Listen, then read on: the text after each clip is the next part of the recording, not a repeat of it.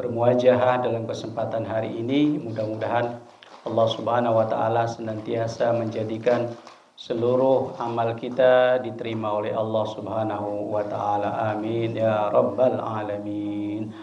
Yang kedua, marilah kita selalu bersolawat kepada junjungan kita baginda Rasulullah sallallahu alaihi wasallam dengan memperbanyak bacaan solawat. Allahumma salli wa sallim ala Sayyidina Muhammad wa ala ali Sayyidina Muhammad, yang dengan perantaraan beliau, ikhtiar beliau, jasa besar beliau, kita semua bisa mengenal Allah Subhanahu wa taala, kita semua mendapat hidayatul Islam.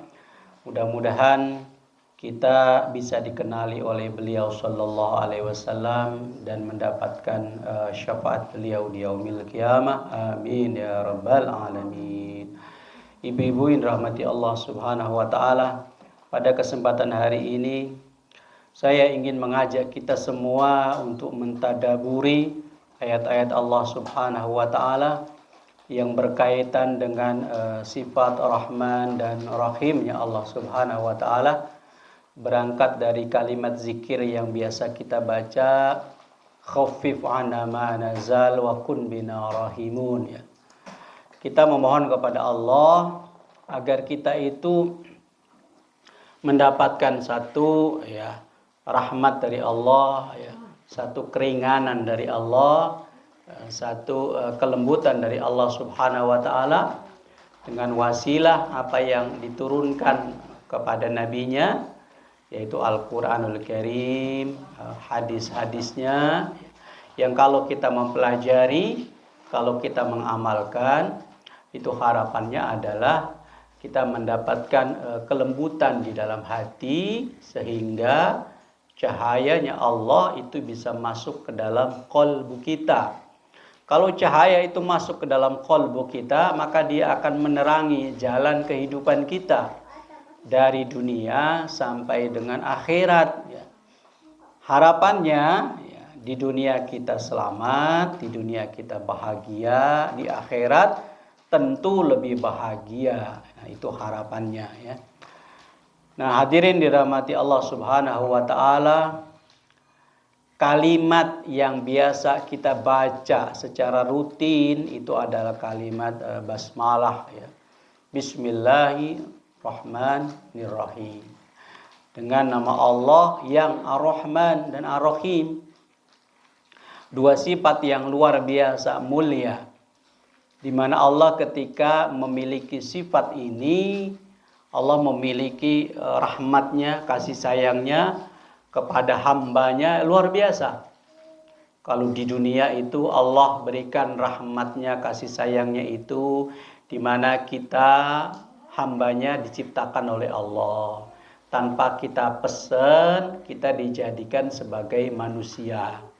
Tidak dijadikan sebagai binatang, tidak juga sebagai tanaman, tidak juga sebagai tanah. Itu kasih sayang Allah Subhanahu wa taala.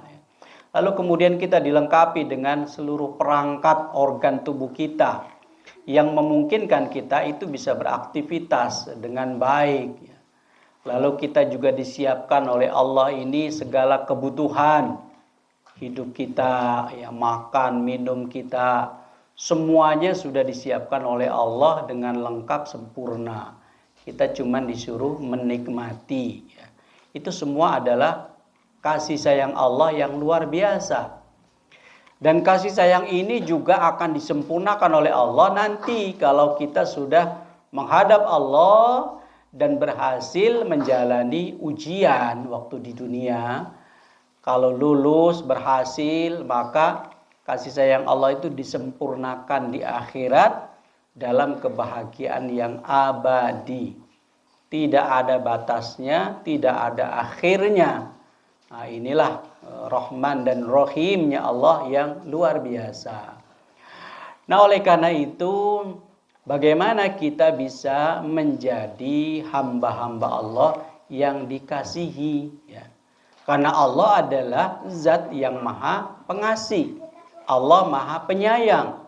Bagaimana caranya kita bisa menjadi hamba Allah yang dikasih dan disayangi, ya. Berangkat dari sebuah sabda Rasulullah, irhamu man fil ard yarhamkum man fis sama. Sayangilah siapa yang ada di dunia, yang ada di bumi, maka niscaya kalian akan disayangi oleh siapa yang ada di langit.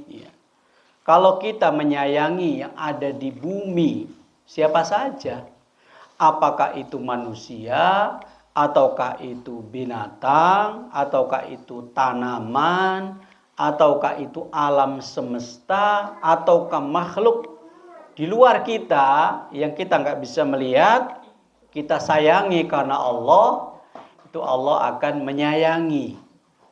Malaikat-malaikat akan menyayangi yang di langit, yang jumlahnya kita nggak tahu berapa jumlah mereka, itu akan menyayangi.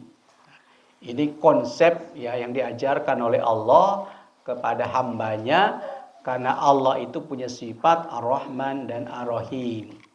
Lalu bagaimana ya kita bisa mengenali? Sekarang kita coba ya mengenali, melihat sifat-sifat apa ya yang bisa dibutuhkan untuk menjadi hamba Allah yang dikasihi, yang disayangi. Pada saat ini kita mentadaburi satu surat ya dalam Al-Quran, yaitu surat Al-Furqan ya. Surat yang ke-25 ya. Coba dilihat ya. Ada yang bawa mushaf enggak? Mushafnya HP semua ya. Nggak apa-apa, dibuka aja ya, di aplikasinya itu kan bisa ya. Silakan dilihat ya, ada di aplikasi itu, biar kita sama-sama mentadaburi ya. Sedikit banyak kalau kita pahami, kemudian kita renungi, kita coba amalkan, maka itu berarti kita sudah berupaya menjadikan Quran sebagai tuntunan, sebagai pedoman dalam hidup kita ya. Meskipun belum bisa semua, tapi paling tidak sedikit demi sedikit kita upayakan ya. Sudah ketemu ya? Surat Al-Furqan, surat yang ke-25 dimulai pada ayat yang ke-63 ya. Coba nanti dibaca satu persatu ya, kita coba teliti ya. Apakah kita sudah memiliki sifat-sifat seperti ini atau tidak ya? Kalimatnya sangat indah. Allah Subhanahu wa ta'ala menggambarkan hamba-hambanya yang dikasihi, yang disayangi sebagai hamba dari zat yang maha penyayang. Ya. Auzubillahi minasyaitonirrajim. Wa ibadur rahman. Sebutannya kan luar biasa. Dan hamba-hamba dari Ar-Rahman. Ini kan sifat Allah yang sering kita sebut, kita ucap ya, minimal dalam bismillah Ar-Rahman ya. Hamba-hamba dari Allah yang punya sifat Ar-Rahman, berarti hamba-hambanya juga adalah hamba yang dikasihi ya. Nah, coba dibacakan ya, satu ayat demi satu ayat. Monggo yang berkenan barangkali ya.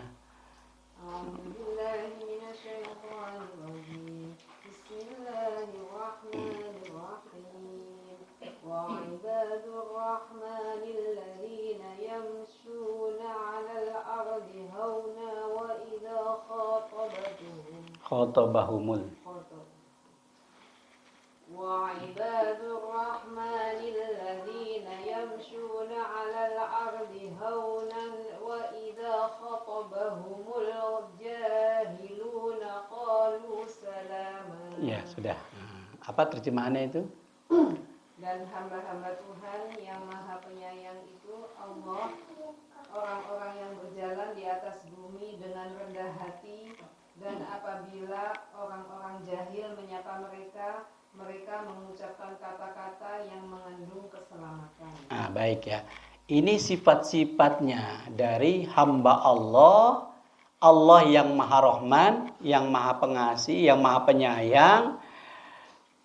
Sifat-sifat dari hambanya ya, ini disebutkan alladzina yamshuna 'alal ardi hauna. Ketika mereka berjalan di muka bumi, mereka itu merendahkan hatinya. Artinya orang ini tidak sombong. Kalau dia rendah hati, dia berarti menyadari bahwa dirinya itu bukan apa-apa, bukan siapa-siapa, meskipun punya sesuatu. Tapi rendah hati, ya. Misalkan dia punya kelebihan. Kelebihan ini siapa yang beri? Siapa yang beri kelebihan? Allah kan? Ya. Kita ke dunia ini punya modal apa enggak?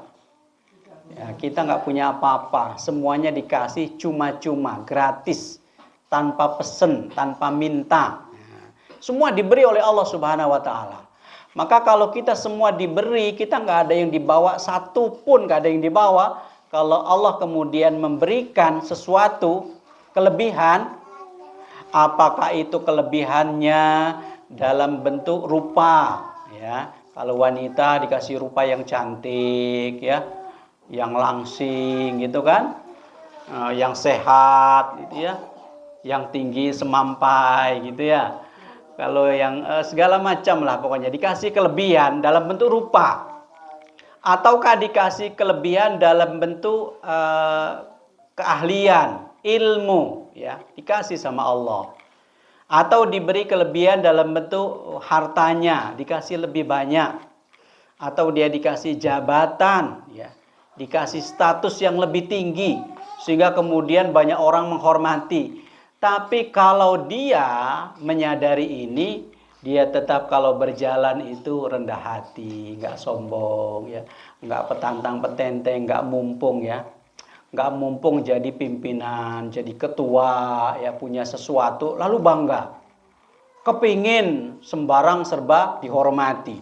Kalau ada orang nggak menghormati, dia marah, ya. Nah, ini kan perlu latihan, ibu-ibu sekalian, ya, perlu latihan untuk berjalan, ya, di muka bumi ini dengan merendahkan hati. Jadi kita nggak sombong. Nggak sombong bukan hanya dengan manusia, tapi juga dengan seluruh makhluk Allah. Misalnya, kalau misalkan kita nih kadang-kadang melihat, ya, di jalan tuh ketemu dengan binatang gitu ya. Yang binatang itu kadang-kadang menjengkelkan kita. Nah, itu kan kalau orang nggak sabar kan diurang-uring, ya. Macam-macam tuh binatangnya kan. Apakah itu binatangnya apa yang banyak di sini? Kucing misalkan, tikus gitu ya, atau binatang apa saja, termasuk binatang yang kecil-kecil, binatang semut gitu ya. Itu kalau kita rendah hati, maka kita melihat semuanya itu ciptaan Allah, semua itu dihadirkan oleh Allah untuk apa? Ya, untuk menguji kita, ya. Untuk menguji apakah kita, ya, bisa. Misalnya sama binatang yang kecil, ya. Kan kita besar nih, karena manusia besar kan. Ada semut kita pites gitu aja kan langsung mati kan. Nah, gimana cara memperlakukannya? Nah, tentu dengan cara yang terbaik gitu kan. Atau misalnya apa saja, ya. Binatang apa saja, itu pun begitu, ya. Atau misalnya kepada tanaman, ya. Sama, tanaman juga sama. Kalau tanaman itu kita perlakukan dengan baik, ya, dengan cara-cara yang baik, penuh kasih sayang, maka tanaman itu juga, ya, akan mengembalikan kasih sayangnya kepada manusia. Coba ibu-ibu perhatikan. Kalau ada orang sangat senang dia ngerumat tanaman misalnya, ya, ngerumat binatang dengan penuh kasih sayang, maka dia pun akan disayangi, ya. Hatinya itu juga akan lebih lembut gitu kan.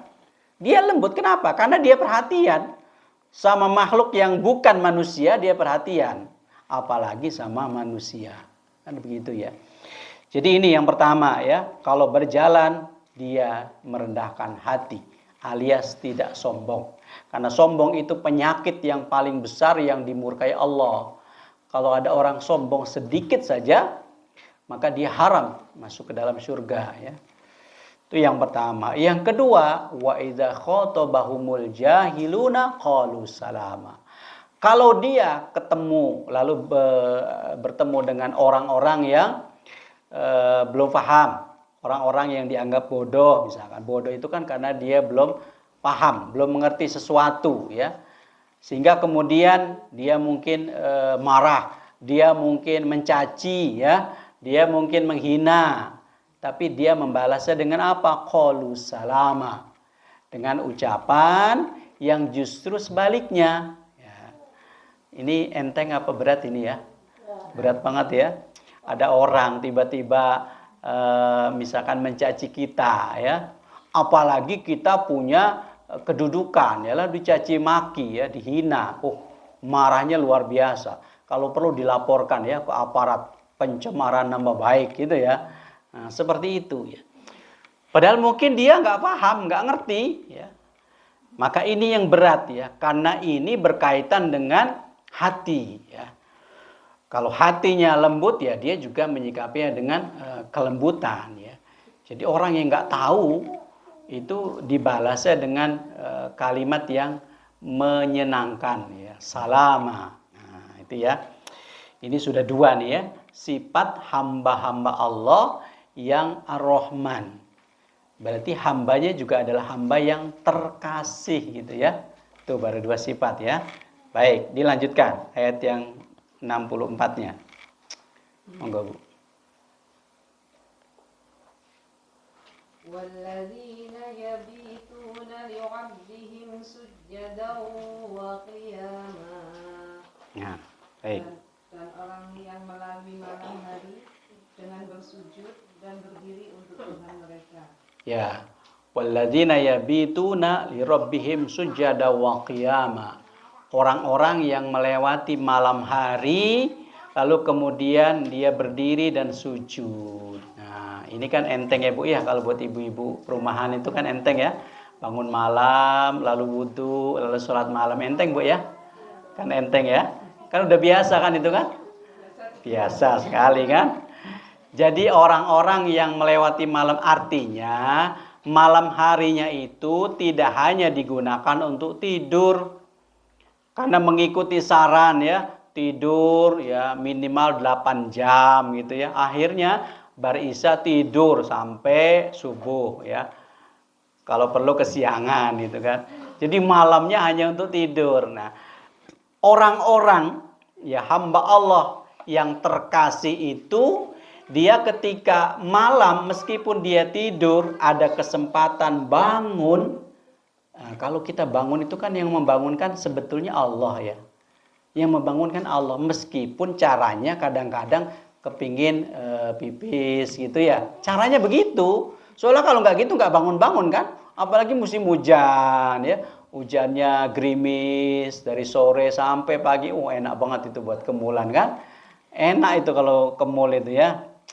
Jadi kita dibangunkan oleh Allah Subhanahu wa taala lalu ya segera qiyaman wa qu'udan ya berdiri untuk bersujud kepada Allah. Meskipun sholatnya cuma 2 rakaat. Enggak usah banyak-banyak. 2 rakaat aja ya. Kita 2 rakaat habis itu lanjut tidur lagi enggak apa-apa. Itu tandanya kita ingat ya sama Allah Subhanahu wa taala. Ada banyak itu fadilahnya orang-orang yang rutin dia bisa bangun di waktu malam lalu kemudian dia ingat sama Allah, dia mungkin munajat ya, dia mungkin berdoa, dia mungkin merenungi dosanya, kesalahannya, kekhilafannya gitu ya, sampai meneteskan air mata ya. Meskipun cuma 2 rakaat gitu ya. Itu harganya luar biasa tuh. Harganya sangat besar di sisi Allah Subhanahu wa taala ya. Jadi kalau ada orang nih ingat sama Allah di keheningan malam, itu kan kalau sholat malam kan umumnya kan sendirian ya. Sendirian, nggak kelihatan orang ya, mungkin di kamar ya gelap-gelap, orang lagi tidur pules gitu ya. Lalu kemudian bangun, sholat di situ ya, sampai menangis sama Allah. Maka air mata yang keluar itu akan dihargai oleh Allah, itu menjadi apa? Menjadi pelindung di padang mahsyar ya. Air mata yang keluar di waktu ingat sama Allah ketika sendirian itu menjadi pelindung di padang mahsyar dari panasnya, dan juga menjadi pelindung dari api neraka, ya. Nah, ini kan berat ya. Kadang-kadang bisa juga menangis, cuman kalau lagi utangnya numpuk gitu kan, lagi banyak masalah sampai pasangannya gitu ya, lagi dihina sama orang gitu kan, nangis emang gitu ya. Ya boleh menangis begitu, tetapi semua kembalikan kepada Allah ya. Yang lebih utama adalah menangisnya karena kita menyadari kita belum bisa berbuat baik ya sesuai dengan kemauan Allah. Kita masih banyak berbuat maksiat gitu ya. Itu menangisnya begitu ya. Zakarallahu khalian fafadat ainahu. Orang yang ingat sama Allah di waktu sendiri, sepi, nggak ada yang lihat, nggak ada yang memperhatikan, lalu kemudian meneteslah air matanya, ya. Di samping ibu sekalian, air mata yang menetes karena kita ingat sama Allah itu menjadi obat, ya. Menjadi obat. Obat apa? Obat melembutkan hati, ya, dan karakter, ya. Itu menjadi lembut. Itu obat tuh ya. Beda kalau nangisnya karena yang lain, itu beda ya. Jadi ini sifat yang berikutnya ya. Perlu latihan ini. Menangis ya, ingat sama Allah Subhanahu wa taala ya. Minimal 2 rakaat ya, tambah 1 witir gitu. Sudah cukup, kembali tidur lagi gitu ya. Cuman kadang-kadang nih Bu ya, kadang-kadang nih ada orang di zaman medsos kayak gini nih, dia bangun malam ya, paginya dia buat status, alhamdulillah tadi malam bisa sholat tahajud 2 rakaat, sampai menangis gak terasa gitu ya. Kadang-kadang ada yang gitu kan. Nah, itu hati-hati ya, hati-hati begitu. Kelihatannya baik gitu ya, kelihatannya kan baik ya, statusnya oh bangun malam kayak gitu ya. Tapi hati-hati, di situ nanti setan mudah membisikkan ya. Sehingga muncul apa? Muncul sifat sum'ah ya, kepingin dilem ya, didengar oleh orang, dilihat, oh di-share bisa kemana-mana gitu kan. Nah ini hati-hati ya di zaman sekarang itu ya. Jadi kalau bisa hal-hal begitu disembunyikan ya. Kebaikan kita kepada Allah Subhanahu wa taala kalau bisa disembunyikan ya, serapat mungkin ya. Nggak usah dibuat status ya. Baik, itu yang sifat yang ketiga ya. Dilanjut ayatnya Bu.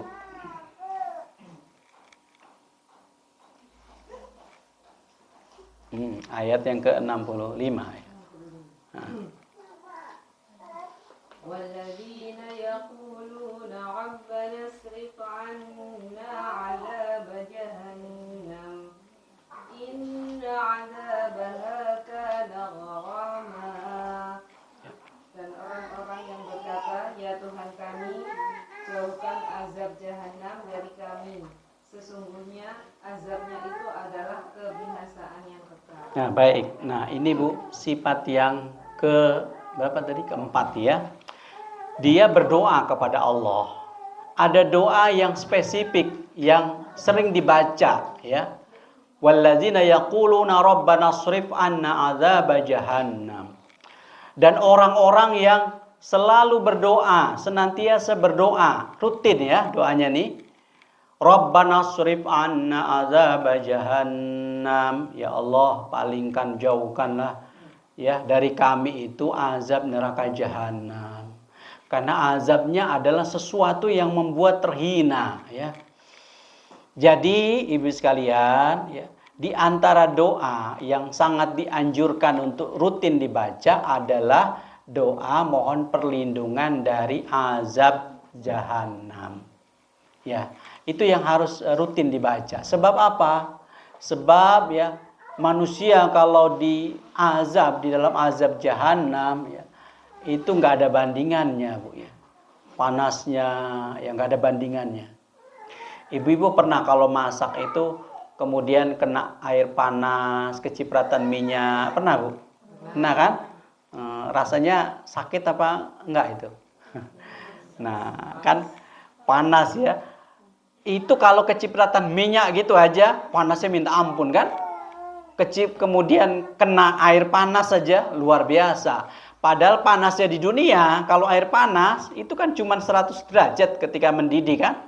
Kita buat wedang kopi itu kan cuma 100 derajat kan? Nanti kalau di akhirat itu, bandingan panasnya, ya, berpuluh-puluh kali lipat ya dari panas yang tertinggi di dunia, ya. Berkali lipat. Ibu-ibu pernah melihat ya besi ya atau logam ya yang diolah ya, itu kan dia diolah sampai mendidih ya, sampai mencair ya, mencair kayak bubur itu loh Bu ya. Itu besi yang sekeras itu, logam yang sekeras itu dipanaskan itu bisa mencair sehingga kemudian bisa dicetak gitu ya, kayak ibu bikin adonan gitu ya, itu dituang ya. Nah, untuk bisa mencairkan logam itu paling tidak Bu, itu butuh suhu ya, butuh suhu kira-kira berapa ya? Di atas 1000 derajat. Di atas 1000 derajat Celcius tuh ya. Itu baru bisa mendidih tuh, tergantung nanti apa kekerasannya. Jadi bisa dibayangkan Bu, 10 kali lipat minimal ya dari air panas yang mendidih udah kayak apa tuh. Besi aja bisa meleleh apalagi badan kita kan. Nah, begitulah ya. Jadi makanya kita dianjurkan nih banyak-banyak doa ya, dengan doa perlindungan. Makanya Nabi memesankan ya, salah satu doa yang harus banyak kita baca ketika sholat itu adalah doa yang terkenal dengan 4 perlindungan ya. Ibu-ibu tentu sudah baca ya. Ketika kita tasyahud akhir waktu sholat itu dibaca doa 4 ini ya. Allahumma inni a'udzubika min azabi jahannam wa a'udzubika min azabil qabri wa a'udzubika min fitnatil Masihid Dajjal wa'ujubika min fitnatil mahya wal mamat. Sudah dibaca Bu ya? Alhamdulillah. Ini jangan sampai ditinggal ya. Jadi doa ini memang dianjurkan untuk sering dibaca. Ya Allah, aku mohon perlindungan darimu dari azab jahanam yang pertama. Yang kedua dari azab kubur. Yang ketiga dari fitnahnya Al-Masihid Dajjal. Yang keempat dari fitnahnya kehidupan dan kematian. Itu dibaca ya. Jadi orang yang rutin membaca ini berarti dia punya sifat ibadur rahman ya. Yaquluna rabbana srif anna azab jahannam. Itu realisasinya dalam sholat membaca. Kalau kita 5 kali sholat berarti 5 kali baca tuh ya. Nah, insya Allah itu nanti akan dijauhkan ya. Kita berharap begitu ya. Dengan rahmat Allah Subhanahu wa taala ya. Baik, ayat yang selanjutnya ya. Ayat yang ke berapa? 66 ya. Innaha sa'at mustaqarran wa muqama. Sesungguhnya jahanam itu seburuk-buruk tempat menetap dan tempat kediaman. Ya. Ini satu gambaran ya. Inna saat mustaqarru wa muqama ya. Neraka itu adalah tempat yang paling buruk ya. Nggak ada tempat yang paling buruk selain neraka sudah. Kalau di akhirat. Di akhirat itu cuma ada 2 kan tempatnya ya. Kalau nggak di surga, di neraka. Nggak ada coupling yang ketiga. Nggak ada tuh ya. Dan gambarannya kalau neraka itu tingkatnya ke bawah ya. Kalau surga tingkatnya ke atas.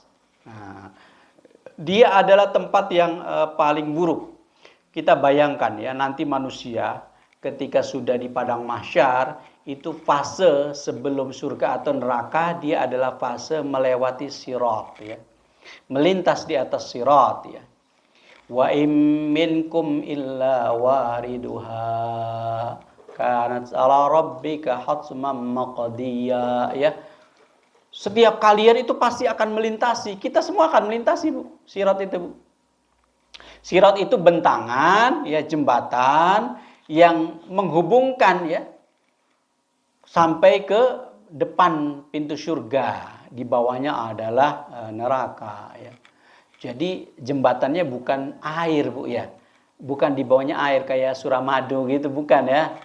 Tapi di bawahnya adalah api, dan apinya itu adalah api yang meluap-luap ke atas gitu ya. Menggulung ke atas. Sehingga jembatan itu bisa aja ada di tengah-tengahnya tuh. Jadi apinya dari bawah ke atas itu ya mengubengi gitu kan. Nauzubillah min zalik ya. Setiap orang itu akan melintas. Wajib melintas. Bagi siapa? Bagi yang punya iman. Loh, lalu kalau yang kafir nggak melintas? Enggak. Yang kafir nggak melintas. Dia bablas soalnya. Nggak ada melintas ya. Jadi begitu selesai divonis itu langsung dia terjun bebas ya. Nauzubillah ya, ke dalam neraka ya. Orang yang kafir, orang yang musyrik ya. Orang yang bangsa kelompoknya setan, iblis itu ya, itu dia langsung. Tapi kalau orang yang ada iman dia melintasi dulu. Karena dia akan menuju surga ya. Cuman melintasnya nanti beda-beda ya. Ada yang melintasnya itu sak ketipan sampai. Pengen nih kayak gitu Bu? Pengen Bu ya, sak ketipan sampai ya. Ya ini kelasnya para nabi Bu ya, kelasnya nabi. Sak ketipan langsung nyampe di depan pintu surga ya. Ada yang seperti orang naik pesawat gitu kan. Nah ini juga ada bagus. Ada yang seperti orang berlari kencang, berlari dia. Ada yang berjalan, ada yang berjalan. Ada yang dengan cara merangkak, ya, merangkak kayak bayi, ya. Ada juga yang nauzubillah terbalik dengan kepala, bukan dengan kaki, ya, melintas. Itu siapa itu? Ya kalau yang berat-berat kayak gini itu biasanya orang-orang yang punya dosa ya, punya dosa. Misalkan dosa-dosa besar tapi dia punya iman, dia melintas ya. Makanya kadang-kadang tuh terjerumus ya. Dia melintas tapi terjerumus ya. Maka orang-orang yang punya dosa-dosa yang belum diampuni oleh Allah Subhanahu wa taala, dia terjerumus dulu, melintas tapi masuk kecemplung dulu ya. Walaupun nanti pada akhirnya akan diangkat lagi. Tapi ada orang yang berangkang gitu ya, lama sekali tapi sampai juga. Nah, sampai juga Bu ya. Jadi nggak usah khawatir nanti. Orang-orang yang begitu ditungguin depan pintu tuh dengan kelompok yang sama, nanti masuk surganya bareng ya. Nggak dewe-dewe, sito-sito gitu enggak ya. Itu masuk surganya nanti gandengan gitu ya. Jadi ditungguin dulu tuh di area transit depan pintu surga gitu ya. Nanti kalau sudah kumpul bareng ayo masuk bareng. Nah, begitu ya. Mudah-mudahan kita bisa bareng-bareng Bu ya masuk surganya ya. Amin ya rabbal alamin ya. Karena kata Allah innaha sa'at mustaqarr wa muqama. Ya, neraka itu adalah tempat yang paling ya buruk, paling tidak enak ya. Masih enakan di dunia ya, meskipun panas, ya. Meskipun hujan itu ya, meskipun kadang-kadang bolak-balik sumuk terus gitu ya, masih lebih enak Bu. Meskipun misalkan di padang pasir ya, masih enak di dunia itu. Sebab di dunia itu masih ada tempat untuk ngiyup ya, masih ada kesempatan untuk minum, istirahat, masih bisa. Kalau di sana tidak ada. Nauzubillahi min zalik ya. Jadi kondisi yang sangat berat ya. Makanya kita minta perlindungan ya. Baik, ayat yang berikutnya Bu, dilanjutkan ya. Sifat yang berikutnya nih. Walladzina idza anfaqu lam yusrifu wa lam yaqtu wa kana baina dzalika qawama. Dan orang-orang yang apabila membelanjakan harta mereka tidak berlebihan dan tidak pula kikir, dan adalah pembelanjaan itu di tengah-tengah antara yang demikian. Nah, ini sifat yang keberapa Bu? Sifat yang kelima ya. Sifat yang kelima adalah idza anfaqu lam yusrifu wa lam yaqturu ya. Kalau dia membelanjakan hartanya tidak berlebihan alias boros ya. Dan juga tidak kikir alias kemeditan gitu kan. Jadi tengah-tengah, berarti ada porsinya masing-masing. Misal ya, belanja yang boros. Kadang-kadang ada Bu ya, ngapunten ya, orang yang belanjanya dia suka boros ya. Enggak diperlukan dia beli ya. Enggak dibutuhkan dia beli. Karena apa? Karena dilihat moto kok menarik ya. Kepingin gitu kan? Modal kepingin dibeli. Ada orang yang kayak gitu? Ada kan? Nah, tapi di sana tuh, bukan di sini Bu ya. Jauh di sana ya. Tidak kelihatan oleh mata kita ya. Ada orang yang begitu, saat kelihatan mata, wah indah, menarik dibeli, padahal nggak diperlukan. Nah itu namanya boros ya. Jadi kita membeli sesuatu itu karena memang dibutuhkan dan dipakai ya. Nah ini yang kadang-kadang juga ya memang ini ujian ya buat kita nih. Ujian, ada sesuatu benda ya yang dilihat itu bagus ya. Apalagi kalau ada orang yang suka misalkan shopping gitu ya. Ke mall, kalau sekarang kan jarang ya ke mall Bu ya. Shoppingnya di mana Bu? Di HP kan ya. Dilihat gitu kan, waduh ini ada menarik ini ditawarkan ya. Ada diskon lagi gitu kan. Bahkan kalau live gitu kan, diskonnya kan jor-joran Bu ya. Kalau live itu kan, waduh ini barang menarik ini ya. Murah ini, murah gitu kan. Ada bebas ongkir lagi gitu. Nah, bisa COD bisa gitu kan. Wah, itu menarik ya. Itu kalau tidak hati-hati, ya itu bisa terjebak pada sifat boros ya. Nah ini ya, setiap barang, setiap benda yang ada pada kita sebetulnya itu akan dihisab ya. Akan dihisab itu, dipakai apa, dibelinya dari mana. Nah ini dihisab ya. Kadang-kadang kan banyak Bu ya, benda-benda, barang-barang di tempat kita itu yang nggak pakai, nganggur gitu ya. Disimpan aja gitu kan, nggak tahu dipakai. Nah ini hati-hati nih ya. Saya kadang-kadang gitu Bu, kalau lagi ngeliat barang itu, ya Allah ini kok lama nggak dipakai gitu ya. Jadi kalau ada benda, ada barang itu kalau bisa dipakai ya dipakai, ya dipakai. Tapi kalau nggak sama sekali dipakai ya sudah dikeluarkan. Untuk apa ya? Disumbangkan, diberikan ke orang, begitu ya. Itu biar tidak terkena hisab ya. Karena kata dalam sebuah ungkapan gini ya, halaluhu hisabun wa haramuhu iqabun. Sesuatu yang halal itu akan dihisab, sementara yang haram itu akan disiksa ya, nauzubillah. Jadi kita berlatih nih, ada barang-barang mana yang kira-kira itu nggak manfaat, yang nggak usah dibeli. Nah, itu namanya sifat boros ya. Atau misalnya begini. Ada barang ya, ada barang itu kualitasnya sama. Cuman beda harga. Gara-gara mereknya berbeda gitu ya. Kan ada gitu Bu ya. Barangnya ini sama nih, kualitasnya sama dia, fungsinya sama. Cuman gara-gara mereknya beda, ada merek yang terkenal gitu ya. Labelnya terkenal ya.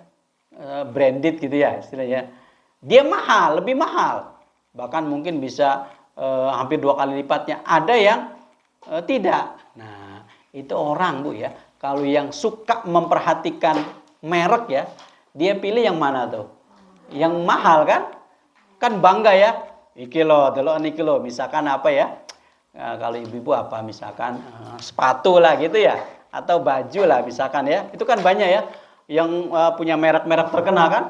Ini kalau orang nggak hati-hati, dia akan bangga. Iki lo delok niku lo, iki ambek iku ya siji gitu ya. Karena ini ada mereknya, merek terkenal. Padahal kebanyakan kita itu ditipu dengan merek ya. Ya merek itu bisa lebih mahal karena apa? Karena dia punya pajaknya ya. Orang yang punya merek itu dapat royalti dari situ ya. Padahal kualitasnya sama. Bisa jadi barangnya itu sama ya, bisa jadi pabriknya sama, tapi karena dia dibeli oleh si pemilik merek jadi lebih mahal, kan gitu ya. Nah, contoh nih, misalnya pakaian, baju, ya sepatu, itu kadang-kadang itu produksinya lokal Indonesia, Bu ya. Tapi dijualnya misalkan sampai ke Singapura, itu beda harganya. Ya kan, beda kan? Misalkan nih sepatunya dibuat oleh orang Indonesia ya, produksi rumahan. Tapi kemudian karena dia dipesen oleh orang Singapura, dikasih merek sana, dijual dan dibeli lagi sama orang Indonesia, harganya beda, kan gitu ya. Nah itu gara-gara merek ya. Nah ini kalau nggak hati-hati ya bisa menjadi orang yang boros ya. Atau misalnya kemeditan. Nah ini juga hati-hati Bu ya. Terlalu medit, pelit ya, eman gitu ya. Eman, mau ngasih kok eman ya. Mau nyumbang kok eman, mau infak kok eman ya. Eman sekali kan. Itu godaannya memang begitu ya. Karena setan itu nggak rela kalau ada hamba Allah yang suka ya berinfak, memberi, itu nggak rela dia. Dia akan cari cara untuk bisa menggagalkan. Nah, begitu caranya ya. Jadi emanan ya. Kadang-kadang apa nih ya? Kalau kita melihat uang yang baru aja ya, yang masih baru aja, itu kan eman ya. Nah, itu kan kita kebanyakan gitu Bu ya. Eman nih, ada yang baru masih gres ya, masih lurus, aromanya masih aroma uang gitu kan. Apalagi besok nih menjelang hari raya nih kan, banyak uang baru kan. Nah, itu kadang-kadang karena baru dan lamanya, kebanyakan kita pilih yang lama gitu kan. Karena apa? Karena masih punya rasa ya, rasa eman gitu kan. Kadang-kadang begitu. Atau juga eman itu bisa terjadi pada diri sendiri ya, pada diri sendiri nih. Diri sendiri misalkan dia punya hak ya untuk dipenuhi kebutuhannya, tapi eman ya, eman. Nah, kadang-kadang ada yang begitu Bu ya, eman sama dirinya sendiri sehingga misalkan pergi kemana gitu ya, awake lapar ya gitu ya, tapi karena eman nggak mau beli gitu ya, eman ya. Terlalu eman juga nggak boleh ya, karena ketika kita memenuhi kebutuhan ya, kebutuhan diri sendiri, ada kalanya itu perlu dikasih sesuatu yang istimewa. Nah, gitu Bu ya. Jadi nggak mesti nih orang Islam itu bukan berarti dia nggak boleh ya makan minum yang istimewa, nggak boleh, bukan ya. Sesekali boleh ya, tapi nggak boleh jadi keterusan atau menjadi rutinitas. Misalnya ya, kadang-kadang kita itu perlu makan, minum ya dengan menu yang istimewa. Mungkin agak mahal ya. Sesekali boleh, nggak apa-apa itu ya. Agar apa? Agar kita bisa lebih bersyukur ya dengan nikmat Allah ya. Allah memberikan itu sebagai nikmat ya. Jadi makannya juga ini disadari, oh ini nikmat Allah, saya harus menikmatinya dengan lahap gitu ya. Mumpung ada makanan yang enak ya, sesekali boleh. Tapi nggak boleh terus-terusan ya. Nanti jadi budaya boros gitu ya. Jadi ibu-ibu sekali-kali nih ya, lagi habis gajian atau dapat bonus gitu ya, ya beli menu yang enak-enak Bu ya. Nah sekali-kali, jangan tiap hari, bangkrut nanti. Bisa habis sebelum waktunya ya. Sekali-kali boleh ya, beli menu yang istimewa. Jadi suaminya senang, anak-anaknya senang gitu kan. Nah, kalau sekali-kali kan jadi ketagihan Bu ya. Nah, nanti bisa ingat, oh iya bulan depan biasanya nih awal bulan dapat bonus, wah ibu belinya yang enak-enak gitu kan. Jadi nggak apa-apa, sesekali ya, itu boleh ya. Baik, jadi proporsional ya, sedengan ya, membelanjakan sesuatu yang sedengan ya. Semua bisa dibagi ya, untuk belanja, untuk kebutuhan apa, termasuk bagian untuk berinfak. Itu namanya qawama ya, seimbang dia. Semua dapat ya, semua kebagian ya. Tidak diporsir untuk satu aja gitu ya. Untuk misalkan makan tok gitu enggak ya. Atau misalkan untuk pakaian aja ya. Setiap bulan beli ganti baju gitu kan. Ganti model ya, tidak begitu ya. Tapi harus seimbang. Sebab harta itu ada dua pertanyaannya nanti ya. Min aina iktasaba wa fima anfaqah ya. Dari mana harta itu diperoleh, lalu kemana dibelanjakannya. Jadi dua jalur tuh, depan belakang akan ditanya oleh Allah Subhanahu wa taala. Itu yang berat ya. Jadi di situ ya. Baik, itu sifat yang kelima ya. Baik, lanjutkan Ibu. Ayat berikutnya. والذين لا يدعون مع الله إلها آخر ولا يقتلون النفس التي حرم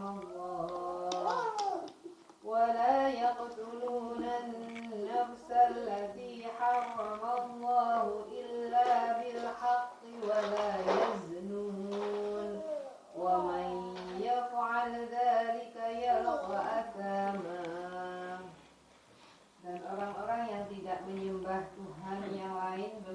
Allah dan tidak membunuh jiwa yang diharamkan Allah atau membunuhnya kecuali dengan alasan yang benar, dan tidak berzina. Dan barang siapa yang melakukan yang demikian itu, niscaya dia mendapatkan balasan dosanya. Nah, baik Bu ya. Nah, ini sifat yang berikutnya nih. Alladzina la yad'una ma'allah ilahan akhar. Orang yang berdoa, ibadah kepada Allah, tapi dia tidak menyertakan tandingannya Allah, alias menyekutukan Allah. Berarti orang ini tidak menjalani kemusyrikan, ya. Tidak musyrik Bu ya. Musyrik ya itu artinya menduakan Allah ya. Menjadikan Allah itu ada tandingannya ya. Misalnya ya, ada orang itu yang dia masih meyakini ya ada ya sesuatu yang lain di luar Allah yang bisa menjaga dirinya ya. Ada gitu ya. Ada yang bisa melindungi dirinya ya, kekuatan di luar Allah, kan begitu ya. Ada gitu. Sehingga kemudian banyak orang yang pergilah ke dukun-dukun gitu ya. Karena dianggap dukun ini bisa, misalnya ya. Misalnya kalau ada bencana, dia pergi ke dukun untuk bisa mengusir bencana, gitu kan? Kan banyak yang gitu, Bu ya. Ada orang misalkan kepingin kaya, ya, dia pergilah ke dukun, mencari kekayaan, kan gitu ya. Dia pikir yang bisa memberikan kekayaan itu, ya dari dukunnya itu. Itu berarti yad'una ma'allah ilahan akhar. Dia berdoa, dia mohon kepada Allah, tapi dia menyandingkan Allah. Ya, ini perbuatan yang musyrik ya, yang kesyirikan ya, nauzubillah ya. Jadi gimana caranya? Ya berdoanya hanya kepada Allah, mintanya hanya kepada Allah. Kita misalkan minta apa saja itu kepada Allah. Minta kaya, ya, minta sehat, minta dijauhkan dari bencana, segala macam. Minta apa saja urusan kita hanya kepada Allah. Walaupun kadang-kadang ada ikhtiar ya, syariat ya yang diikhtiari. Misalnya minta kaya kepada Allah, tapi ikhtiarnya dengan bekerja, dengan bisnis, ya itu boleh gitu ya. Atau misalnya minta dijauhkan dari bencana gitu ya. Ya minta sama Allah. Ikhtiarnya bisa macam-macam, ya ikhtiarnya macam-macam ya. Ikhtiarnya selama dia tidak bertentangan boleh. Jadi sifat ini harus ada nih Bu ya. Tidak menduakan Allah ya. Kadang-kadang nih ngapunten ya, ada orang nih ya, misalnya gini. Dia meyakini nih, saya nih kalau pakai ini nih, pakai jimat ini nih ya, oh saya nanti dagangan saya mesti laris gitu ya. Atau kadang-kadang ada ya yang diletakkan di mana gitu Bu ya, ada kan?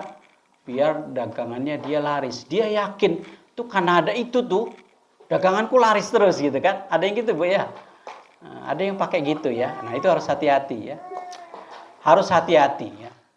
Jadi benda-benda yang ditaruh di sesuatu itu kalau isinya misalkan adalah doa ya, ya boleh saja doa.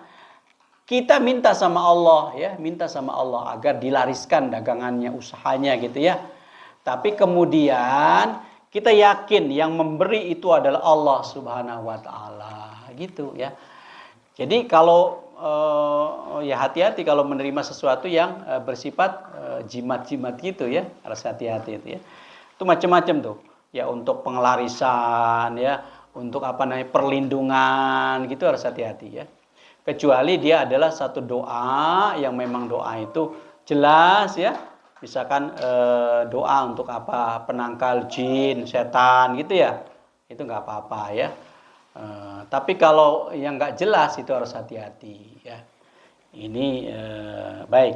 Lalu sifat yang berikutnya apa? Wala yaqtuluna nafsa, tidak membunuh kecuali dengan cara yang dibenarkan oleh agama. Jadi membunuh ini perbuatan dosa besar dan haram ya.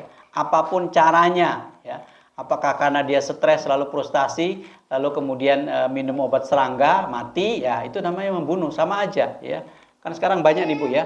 Ada orang stres lalu kemudian dia bunuh diri dan juga membunuh yang lain. Nah, itu nggak boleh itu ya. Itu dilarang ya.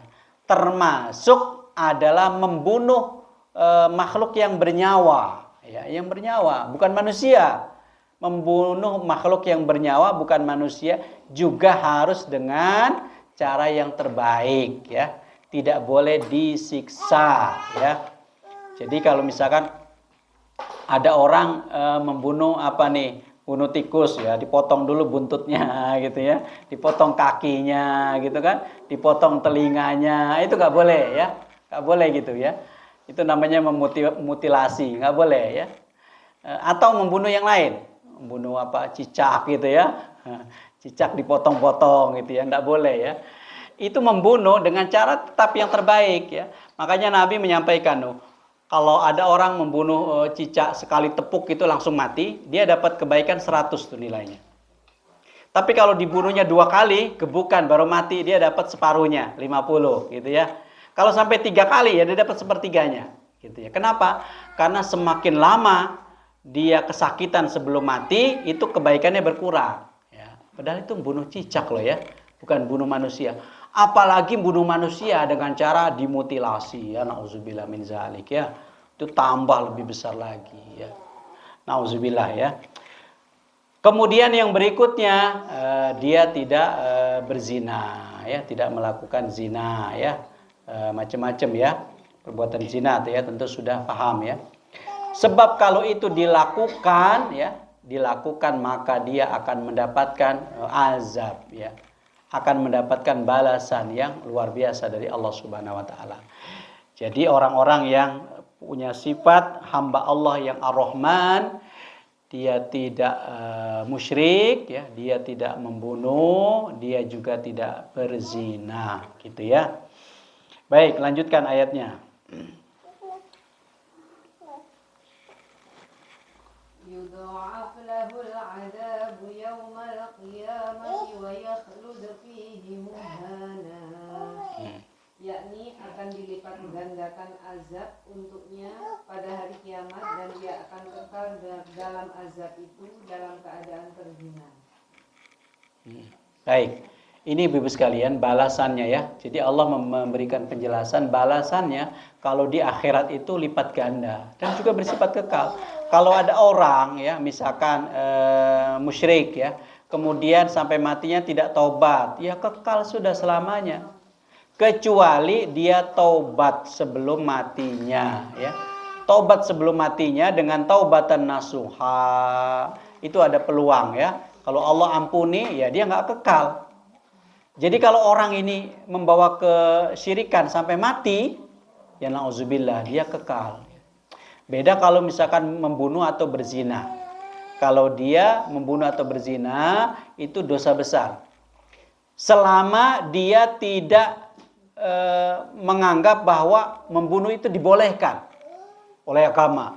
Berzina dibolehkan, itu nggak kekal. Beda kalau dia menganggap bahwa membunuh nggak apa-apa. Nah, nggak dilarang, nah itu beda. Atau berzina itu nggak apa-apa ya, nggak dilarang. Nah kalau dia punya keyakinan gitu, nah itu yang bahaya ya. Tapi kalau dia karena terdorong oleh nafsunya ya, tapi dia tidak yakin, dia tetap meyakini bahwa itu dosa ya, dia masih punya iman, nah itu tidak kekal ya. Disiksa tapi nggak kekal ya di dalam neraka ya. Tapi dihukum karena dosanya. Sampai bersih dosanya, baru dia diangkat ya dari neraka. Begitu ya. Jadi sifatnya seperti itu. Baik, lanjutan ayat berikutnya. Illa man taba wa amana wa 'amila 'amalan shalihan fa ulaika yubaddilu Allah sayyi'atihim hasanat wa kana Allahu ghafurar rahima. Kecuali orang-orang yang bertaubat, beriman dan mengerjakan amal soleh, maka itu kejahatan mereka diganti Allah dengan kebajikan, dan Dia adalah Allah Maha Pengampun lagi Maha Penyayang. Nah ini Bu ya, jadi syaratnya kalau sudah melakukan itu taubat ya. Apapun dosa manusia sebesar apapun, kalau dia taubat sebelum mati itu masih bisa diampuni. Meskipun syirik ya. Syirik itu kan dosa yang paling besar. Dia tidak akan diampuni kalau tidak taubat sampai matinya. Tapi kalau dia taubat sebelum matinya ya diampuni. Sebelum mati nih dari syirik, lalu kemudian dia taubat dengan taubatan nasuha. Udah gitu lalu kemudian dia iman lagi ya, bersyahadat lagi. Lalu kemudian amal soleh. Ya, amal soleh mengganti dengan perbuatan yang baik. Nah, kalau orang sudah seperti ini, itu nanti masa lalunya dihapus sama Allah tuh. Kalau taubatannya taubatan nasuha dan taubatnya diterima sama Allah. Contohnya siapa? Contohnya Sayyidina Umar. Sayyidina Umar itu dulu adalah orang-orang pengikutnya Abu Jahal ya. Bahkan dia pernah membunuh anaknya sendiri. Tapi kemudian dia dapat hidayah, masuk Islam. Karena dia dapat hidayah kemudian masuk Islam, berarti dosa-dosa masa lalunya itu dianggap tidak ada. Ya dihapus sama Allah Subhanahu wa taala ya dengan Islamnya itu. Menjadi orang yang terbaik ya. Salah satu orang yang dikabarkan masuk surga ya. Itu contohnya atau yang lain, contoh-contoh para wali-wali Allah ya. Para wali Allah yang dulunya perbuatannya membunuh, berzina, ya, minum khamar, ya, musyrik dan lain sebagainya, tapi kemudian taubat, ya, lalu iman dan amal soleh, ya, itu diterima, akan diganti itu keburukan dengan kebaikan. Begitu pula misalnya kita melakukan dosa, dosa apa saja, lalu taubat, ya. Apakah dosa kecil atau dosa besar? Kalau dosa kecil itu Bu, taubatnya ya dengan memperbanyak istighfar, dosa kecil. Atau dengan memperbanyak sholat, berzikir, itu dosa kecil bisa hapus. Tapi kalau dosa besar itu wajib dengan taubatan nasuha. Ya. Misalnya dosa besar itu membunuh, ya, berzina itu dosa besar. Atau meninggalkan sholat, ya, atau kemusyrikan itu lebih besarnya dosa besar. Itu harus taubat dengan taubatan nasuha ya. Jadi ini bedanya Bu ya. Umatnya Rasulullah itu kalau dia taubat maka ada kesempatan ya, diampuni dan tidak disiksa di dunia ya, masih ada kesempatan ya. Kalau Allah ampuni ya dia diampuni gitu ya. Baik, ayat selanjutnya Bu. وَمَنْ تَابَ وَعَمِلَ صَالِحًا فَإِنَّهُ يَتُوبُ إِلَى اللَّهِ مَتَابًا. Dan orang-orang yang bertaubat dan mengerjakan amal soleh, maka sesungguhnya dia bertaubat kepada Allah dengan taubat yang sebenar-benarnya. Nah, inilah yang disebut sebagai taubatan nasuha. Jadi orang kalau taubat kepada Allah dengan taubatan nasuha, ya dia berarti kembali kepada Allah ya. Lalu kemudian amal soleh, jangan cuma taubat tapi ngomong ya, nggak diikuti amal soleh, nah, itu berarti belum taubat. Misalnya ada orang suka membunuh, dia bilang mau taubat, lalu kemudian dia nggak amal soleh, itu dosa-dosa masa lalunya yang masih diperhitungkan. Jadi orang kalau mau taubat tuh berhenti ya, karena syaratnya taubat itu kan pertama dia harus berhenti dari perbuatannya. Yang kedua dia menyesali perbuatannya. Yang ketiga berjanji tidak akan mengulangi perbuatannya. Itu baru taubat. Dan dia melakukan amal soleh. Ini baru akan diterima sama Allah.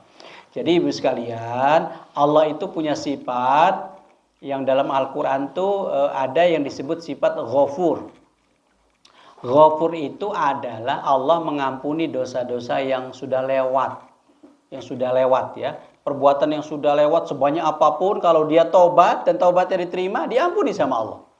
Itu sifat ghafurnya Allah ya. Ada juga sifat ghafar ya. Ada dosa yang berulang, bolak-balik dosa. Jadi taubatnya taubat sambel gitu ya. Tapi selama dia belum mati, masih ada peluang.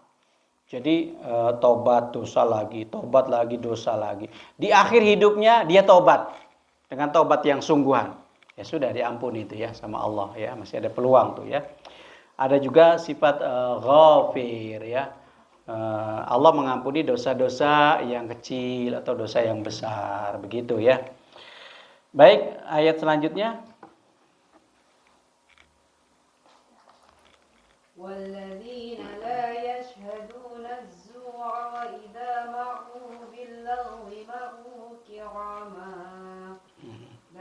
orang-orang yang memberikan persaksian palsu, dan apabila mereka bertemu dengan orang-orang yang mengerjakan perbuatan-perbuatan yang tidak berfaedah, mereka lalui saja dengan menjaga kehormatan dirinya. Nah, sifat berikutnya adalah la yashhaduna zur, ya, tidak bersaksi dengan kesaksian yang palsu, ya. Ini Bu, kesaksian palsu itu adalah ya memberikan keterangan tapi yang nggak benar, ya. Kesaksian di pengadilan atau di mana, pokoknya kesaksian dia palsu, ya. Tidak jujur, itu artinya tidak jujur, dia berbohong. Nah, ini juga tidak dilakukan. Jadi ketika memberikan kesaksian ya yang benar. Kalau misalkan ya melihat, ya dia bilang melihat. Kalau tidak ya tidak, gitu ya, tidak dibuat-buat. Nah, sekarang ini banyak Bu ya, ada pengadilan itu direkayasa, saksinya direkayasa, disuruh bersaksi yang tidak sesuai, sehingga kemudian kalau ada orang yang ditarget mau dihukum ya kena dia. Karena semua saksinya sudah direkayasa, jadi memberatkan tuh ya. Nah, ini harus dijauhi ya. La yashhaduna zur, ya, tidak bersaksi dengan kesaksian palsu, ya. Kemudian ketika dia berjalan, wa iza marru, ya, marru kirama, ya, kalau dia berjalan ya, kepada orang lain dimanapun ya, dia berjalan dengan penuh kehormatan. Artinya dia berjalan dimanapun dengan akhlak, ya, dengan penuh akhlak, ya. Tidak membuat sesuatu yang merusak, misalkan ya, baik merusak pemandangan atau merusakkan tempat, ya. Contoh merusak pemandangan Ibu ya, mohon maaf ya. Misalnya ada nih wanita ya, dia merusak pemandangan ya. Dia berjalan dengan pakaian yang misalkan membuka aurat ya. Lalu kemudian pakai parfum ya, yang dari ujung rumah sampai ujung gang itu sudah terdengar aromanya ya. Kan ada yang gitu Bu ya. Ada kan aroma parfum itu yang sangat kuat ya Bu ya. Orangnya udah nggak ada tapi aromanya masih ada. Ada yang gitu Bu ya. Ada kan? Kuat sekali ya. Nah itu namanya ya kan? Apa itu ya? Iya, parfum selamat tinggal namanya ya. Ada aja ya. Ada istilahnya gitu ya Bu ya. Parfum selamat tinggal, iya. Orangnya udah nggak ada, tapi parfumnya masih tercium gitu kan. Nah itu hati-hati Bu, hati-hati sekali. Buat ibu-ibu itu hati-hati ya. Sebab itu namanya merusak ya, merusak lingkungan ya. Yang dirusak apanya? Yang dirusak imannya ya, iman orang ya Bu ya. Mohon maaf ya Bu ya. Kaum laki-laki itu ya, dia itu bisa ya dengan aroma saja, ya, aroma saja dia bisa melakukan kemaksiatan. Ya, itu harus hati-hati ya. Memang Allah ciptakannya begitu. Makanya syariat dibuat. Kalau wanita itu parfumnya parfum yang tidak tercium aromanya, ya. Kalau keluar, ya kalau keluar. Tapi kalau di dalam rumah ya monggo, terserah ya. Karena di dalam rumah. Kalau laki-laki beda. Laki-laki itu parfumnya adalah parfum yang tercium, yang wangi. Itu laki-laki, ya. Sebab laki-laki itu kan biasanya kan banyak aktivitasnya, ya. Terus keringatnya juga cenderung mambu gitu kan. Nah, gitu kan. Karena kelenjar keringatnya lebih banyak, ya. Maka dia parfumnya harus yang wangi. Itu bedanya di situ. Sebab kalau wanita kan jarang Bu ya, atau tercium minyak wangi ya, kaum laki-laki kan beda gitu ya. Nah di situ ya syariatnya mengatur. Jadi marru kiroma itu berjalan dengan penuh kemuliaan, itu contohnya begitu. Berjalan tapi menutup aurat ya, dengan yang sopan dan lain sebagainya gitu ya. Itu contohnya ya. Baik, kita lanjutkan tinggal sedikit. والذين إذا ذكروا بآيات ربهم لم يخروا عليها صما وعميانا. Dan orang-orang yang apabila diberi peringatan dengan ayat-ayat Tuhan mereka, mereka tidaklah menghadapinya sebagai orang yang tuli dan buta. Nah ini Bu ya, ini juga perlu latihan ya Bu ya. Idza zukiru bi ayatina lam yakhiru 'alaiha summa wa umyana ya. Kalau ada ayat-ayat Allah, ada nasihat itu disampaikan kepadanya, dia nggak pura-pura ya, tidak mendengar atau cuekin gitu ya. Kadang-kadang ada, Bu. Memang ini berat, Bu. Sebab apa? Sebab ayat-ayat Allah itu terapi hati ya, terapi kolbu. Jadi kalau kolbu kita nih bermasalah, itu gampang niteninya. Kita misalkan ada nasihat ya dari ayat-ayat Allah, itu kalau pas dengan hati kita yang sakit, kita cenderung menolak. Cenderung apa? Wis pura-pura nggak dengar. Waduh, ini masalahnya masalah aku ya, misalkan gitu ya. Itu berarti ada masalah dalam hati kita. Nah, itu kalau kepingin sembuh ya, penyakit hatinya diterima. Jadi kalau ada nasihati apa saja, dari mana saja, nasihat-nasihat dari ayat Allah, itu kalau pas dengan masalah kita, kita terima. Ya Allah, ini masalahku misalkan ya. Ini apa yang sering aku lakukan, ya sudah diterima dulu. Kalau diterima, itu nanti lama-lama dia akan bekerja secara sistematis, pelan-pelan gitu ya, akan bekerja. Tapi kalau ditolak, ya itu penyakitnya nggak sembuh-sembuh. Misal nih Bu, misalnya ya, ada orang punya penyakit bakhil dalam hatinya. Contohnya ya, ketika datang ayat-ayat Allah yang menerangkan tentang tidak baiknya orang yang bakhil, dia misalkan dengar, waduh, iki aku pisan iki misalkan ya. Lalu dia tolak, semualah nih kayak gitu, dengarkan lagi gitu ya. Mau aku ngikuti lagi gitu ya. Itu berarti dia nggak mau menyembuhkan. Tapi kalau dia mau menyembuhkan, ya diterima aja dulu. Ya, ini memang sifatku, tapi belum mampu dihilangkan, begitu ya.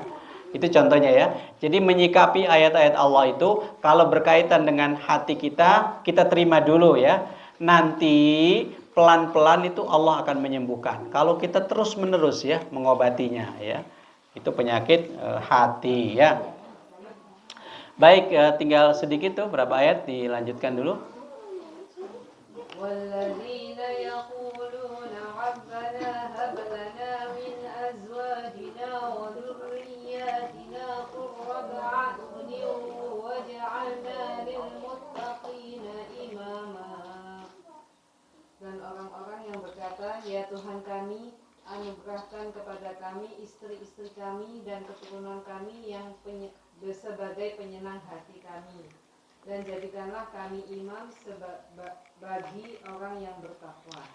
Ibu-ibu sekalian, doa ini tidak khusus buat bapak-bapak gitu ya. Kalau terjemahannya kan tadi gitu ya.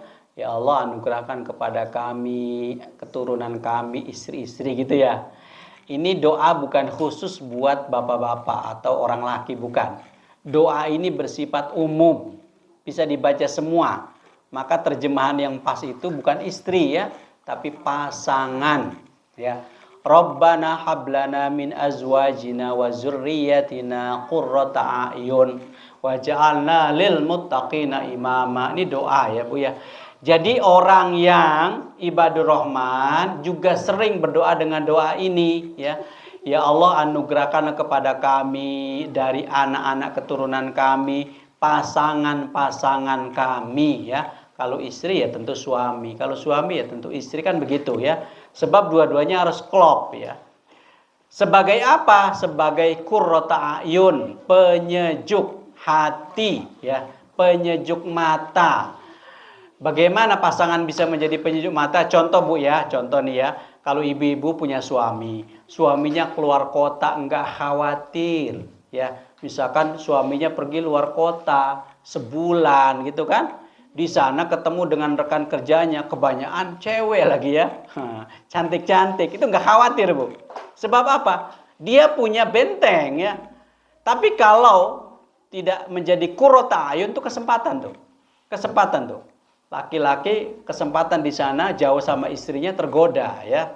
Ya terjadilah selingkuh. Nah itu namanya bukan qurrata ayun ya, bukan penyejuk. Kalau penyejuk dimanapun pasangan kita ada, kita tenang. Oh aman kok dia ya. Dimanapun dia aman gitu ya. Nah, makanya dibantu dengan doa ini Bu. Khususnya ibu-ibu yang punya pasangan suaminya ya, yang sering keluar kota ya, yang sering interaksi dengan lawan jenis atau apa, biar mereka tidak ya terjerumus pada perselingkuhan, ya banyak doa ini ya. Banyak minta sama Allah ya, agar mereka menjadi qurrata ayun ya, termasuk anak-anak kita. Begitu ya. Baik, di akhir ayat itu apa jawabannya? Silakan akhir ayatnya. Iya, 77 itu. Sebelumnya. Setelah itu. Ulaika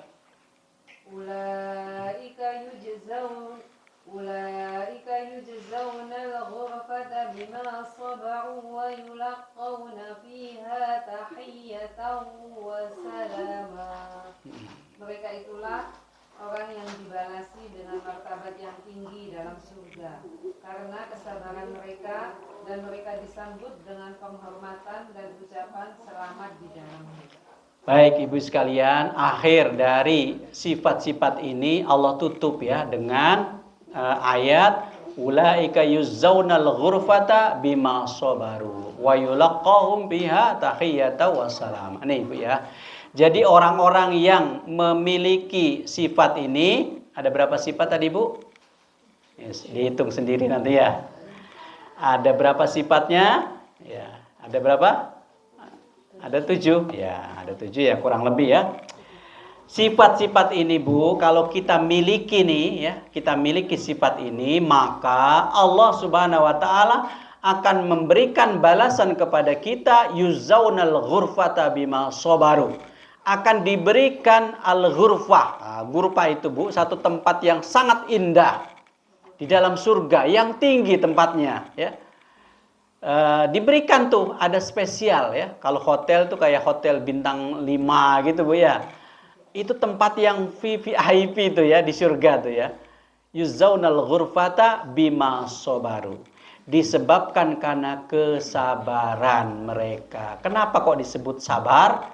Karena sabar itu Bu ada 3. Sabar itu ada 3. Sabar yang pertama, sabar meninggalkan sabar dalam menjalani ujian, musibah, itu sabar. Itu sabar yang umum Bu ya. Sabar yang kedua itu lebih berat.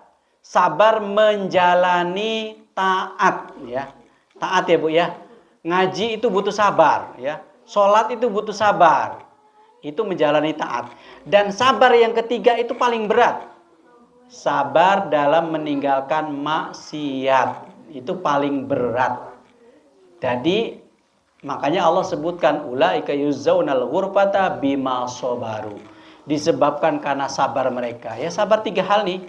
Dalam menghadapi musibah, menjalani taat dan meninggalkan maksiat. Wa yulaqqawna fiha tahiyyatan wa salama.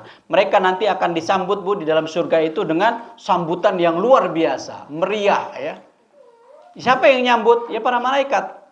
Ibu-ibu bayangkan ya, kalau ada satu tempat nih ya, misalkan ya, tempat kemudian ditata, ada penerima tamu ya, dikasih karpet merah gitu ya, dari ujung itu sudah disambut tuh. Oh selamat ya, dikasih ya, dilempari bunga-bunga gitu kan. Di surga nanti begitu. Itu namanya yulaqqawna fiha tahiyyatan wa salama. Itu akan disambut dengan sambutan yang luar biasa ya, penuh kedamaian, keselamatan ya, kebahagiaan. Jadi bayangin nih, kalau ada seseorang, presiden misalkan, tamu kehormatan negara, itu sambutannya meriah luar biasa Bu ya. Dari ujung sampai ujung itu dikasih hiasan ya. Nanti di surga begitu ya. Nah inilah ibu-ibu sekalian ya, beberapa sifat ya yang Allah gambarkan di dalam surat Al-Furqan ayat 63 sampai 76 ya. Kalau kita bisa memiliki sifat-sifat ini, insya Allah ya, Allah ya sesuai dengan janjinya akan membalas dengan surga yang terbaik, diberi sambutan-sambutan yang sangat meriah, yang sangat mewah ya.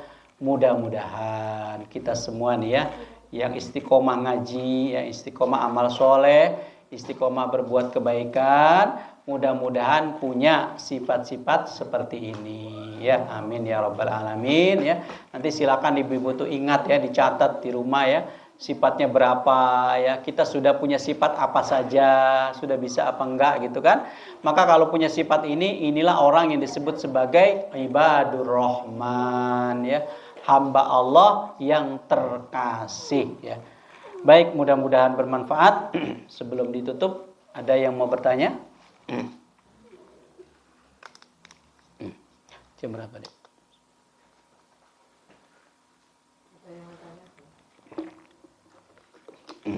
Silakan kalau ada yang tanya. Assalamualaikum warahmatullahi wabarakatuh. Assalamualaikum.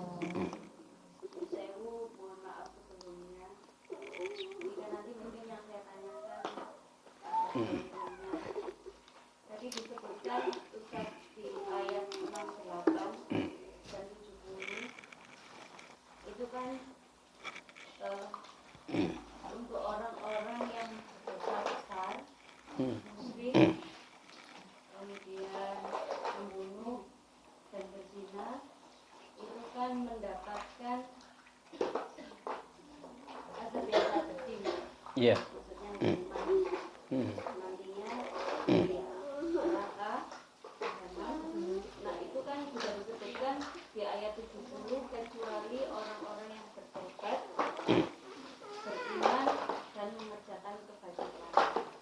Nah yang jadi pertanyaan saya dan pastinya ganjalan juga ya, orang-orang yang melakukan dosa besar seperti itu apabila sudah bertobat dan kemudian memohon ampun untuk tidak mengulanginya kembali, itu apakah tadi kan juga disebutkan akan tetap mendapatkan hukuman gitu, Ya.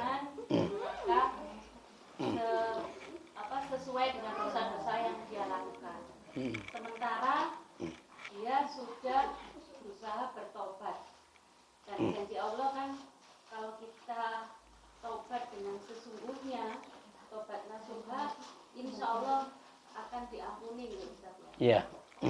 Berarti apabila memang ya Allahu alam, saya juga tidak tahu, kita semua juga tidak tahu, apakah jika kita semuanya pernah melakukan dosa besar dan merasa bahwa kita sudah sungguh-sungguh bertobat, itu apakah akan tetap mendapatkan hukuman dosa-dosa kita di neraka kelak meskipun kita sudah bertobat dengan sesungguhnya?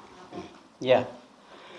Itu yang pertama Ustaz. Kemudian yang kedua, kan kalau kita bertobat dan tidak berjanji untuk tidak mengulangi dosa itu lagi, insya Allah kan Allah akan membalas kita dengan kebaikan ya. Berarti bagaimana kita tahu kalau kita itu tobatnya diterima, kemudian kedepannya itu apa yang bisa kita rasakan bahwa kita itu sudah diampuni oleh Allah? Ini sudah jadi dua pertanyaan. Ya, baik. Begini Ibu sekalian ya. Jadi manusia itu ketika melakukan dosa, apalagi dosa besar ya. Dosa besar itu Bu, contohnya ya, membunuh ya, lalu kemudian minum khamar ya, berzina, itu dosa besar ya. Mencuri ya, itu dosa besar. Nah, kalau dosa besar pernah dilakukan, nah kalau dia ingin ya dihapuskan dari itu semua, maka syaratnya bertobat ya. Taubat dengan taubatan nasuha ya. Dan taubatan nasuha itu kan syaratnya ya, saya ulangi ya. Pertama, dia itu menyesali semua perbuatan. Misalkan pernah membunuh, disesali, getun, kenapa kok pernah membunuh gitu ya. Getun, betul, itu namanya tobat ya. Yang kedua, dia berhenti, tidak lagi mengulangi perbuatan itu. Sudah pernah terjadi, sudah, nggak pernah dilewati, nggak pernah dikerjakan lagi. Atau misalkan minum khamar ya, berjudi misalkan ya, minum khamar itu kan dosa besar tuh. Itu berhenti total, di stop semua, segala perangkat, segala sarana dijauhkan semua, itu berhenti. Lalu yang ketiga, dia berjanji berikrar tidak akan mengulangi perbuatan. Itu syarat taubatan nasuha, ya. Syaratnya itu ya. Nah, kalau sudah itu dilakukan, nanti kalau Allah terima taubatnya, ya, kalau diterima nih sama Allah, maka dosa-dosa itu dianggap nggak ada, ya, dihapus sama Allah karena taubat. Makanya kata Nabi itu, at-taibu minaz zambi kaman la zanbalah. Orang yang taubat dari dosa seolah-olah seperti dia tidak punya dosa itu. Jadi taubat dari zina, ya dia tidak dapat dosa zina. Taubat dari membunuh, dia tidak dapat dosa membunuh. Taubat dari apapun, ya, dia tidak dapat dosa itu karena sudah taubat. Jadi taubat itu seperti begini loh, Bu. Ada tulisan tuh, tulisan hitam gitu ya, ditaubat. Nah, kalau Allah ampuni, ada dua kemungkinan, ya. Tulisan itu ditutupi, ya. Kalau kayak tulisan apa di kertas itu kayak ditipek itu, Bu, ya. Ditipek ya. Tapi kan bekasnya masih ada ya. Tapi kan sudah ditutup. Paham, Bu, ya? Jadi ada tulisan ya. Misalkan tulisan begini bunyinya ya. Infak gitu ya. Tapi tertulis infas gitu ya. Kan salah tuh ya. Ditipeklah tulisannya kan. Diganti dengan infak gitu kan ya. Diganti kan. Tulisan yang dihapus masih ada nggak? Ada, tapi ditutupi dengan tip ek gitu ya, paham ya? Jadi artinya tulisan dosanya mungkin ada. Tulisan dosa pernah membunuh, pernah minum keras gitu ya, pernah berjudi, masih ada, tapi ditutup sama Allah. Karena apa? Karena dia taubat. Taubat itulah akhirnya membuat Allah menutup. Ya, itu yang pertama. Yang kedua, tidak hanya ditutup, tapi dihapus. Sehingga tidak ada. Oh, tulisannya mana? Tidak ada. Jadi tulisan kayak tadi itu, infas itu tidak ada. Karena apa? Udah dihapus, dibusuk sampai bersih. Nggak ada tulisannya. Begitu juga dosa. Dosa apa? Dosa membunuhnya. Itu dianggap nggak ada. Karena taubat. Taubatnya diterima sama Allah. Allah kemudian mengampuni. Sehingga dosa-dosa dia tidak ada. Ya, tidak ada dihilang. Makanya inilah bedanya sifat yang disebut sifat ghafur dan sifat afwun, ya.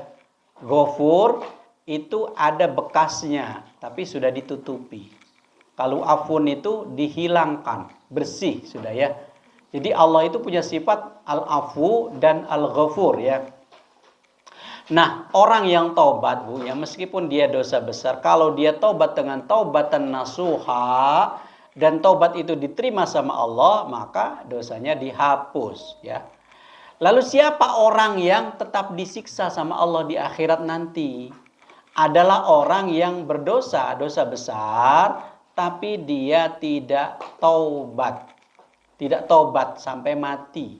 Tidak taubat sampai mati, tapi dia masih punya iman. Contoh ya, seorang muslim nih ya, kan dia bersyahadat tuh, dia yakin Allah Tuhannya, Nabi Muhammad nabinya, Quran kitabnya. Dia juga yakin bahwa sholat itu wajib, puasa itu wajib gitu ya. Membunuh itu dosa. Nah, dia yakin, berarti kan dia punya iman tuh, Bu, ya. Tapi dia melakukan itu, melakukan membunuh, berjudi misalkan. Terus akhirnya sampai mati. Maka orang inilah yang nanti akan disiksa ya. Dibersihkan sama Allah dalam jangka waktu yang Allah kehendaki. Ya, karena dia masih punya iman, ya dia diangkat. Beda dengan yang begini, Bu nih. Ada orang nggak punya iman sama sekali. Dia tidak punya iman ya. Maka ya itu sudah kekal dia, kekal abadi sudah di dalam neraka, abadi. Meskipun sampai mati gitu ya. Ya sudah selamanya nih. Ini orang yang kekal. Ada yang kekal, ada yang tidak kekal di dalam neraka gitu ya. Nah, cuman masalahnya ketika ada seorang taubat, dia tahu nggak kalau taubatnya diterima? Tahu nggak? Ada nggak pemberitahuan taubat Anda sudah diterima? Ada nggak?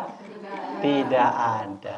Karena tidak ada itulah maka setiap kita siapapun yang berdosa harus waspada, harus hati-hati, harus punya rasa khauf, takut kepada Allah.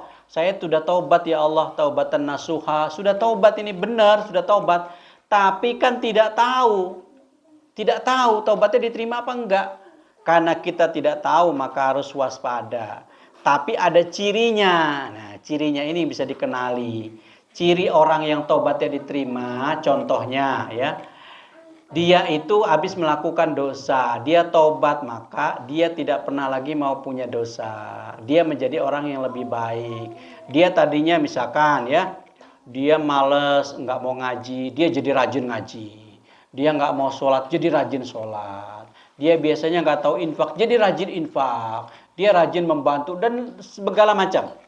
Jadi artinya kebaikannya lebih banyak. Kelihatan lebih sregep, lebih semangat gitu ya dalam berbuat kebaikan. Itu ciri ya, ciri orang yang taubatnya diterima sama Allah.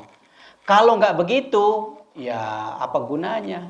Nggak bisa dilihat. Jarenya taubat, tapi kok nggak tahu sholat gitu ya. Jarenya taubat, tapi kok nggak tahu infak. Ya, nggak bisa.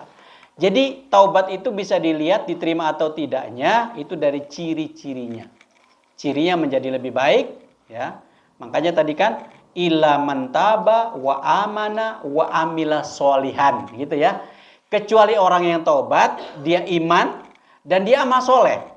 Maka ulaika yubaddillahu sayyiatim hasanah. Mereka itu yang keburukannya diganti dengan kebaikan. Apa contohnya kebaikan? Dia lebih semangat menjadi orang soleh. Dia menjadi orang yang lebih loman. Dia menjadi orang yang tawadu, tidak sombong ya. Dia menjadi orang yang takut dengan Allah. Jadi tidak suka dengan perbuatan dosa. Itu artinya diganti. Keburukan diganti kebaikan sama Allah. Jadi gitu saja. Kita mengenalinya begitu ya. Nah, nanti urusan sejatinya itu hanya Allah yang tahu ya. Terserah Allah. Karena memang ampunan itu terserah Allah. Kalau Allah kehendaki diampuni, kalau tidak ya terserah Allah. Kita nggak tahu. Jadi tugas kita cuman kita berusaha ya. Kalau dosa ya kita taubat, kita kembali begitu aja ya.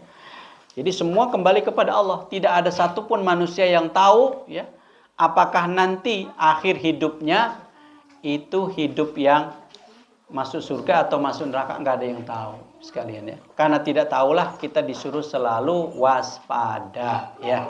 Kita waspada dan selalu berdoa ya. Dengan yakin Allah itu maha penerima taubat ya. Masa sih? Nah, kan kita bisa bilang gitu, masa sih sudah tiap hari kita sholat, tiap hari kita berbuat baik ya. Masa sih kita sudah menjauhi dosa, Allah tidak kasihan. Nah gitu ya. Jadi husnuzon nanti kembalinya ya, husnuzon sama Allah. Allah itu tidak akan menzolimi hambanya. Jadi kalau Allah sudah berjanji, orang-orang yang berbuat baik ya pasti dibalas baik, gitu aja. Nah, kita husnuzonnya di situ aja, gitu ya. Bisa dipahami Bu? Bisa ya? Nah, alhamdulillah. Jadi begitu ya caranya.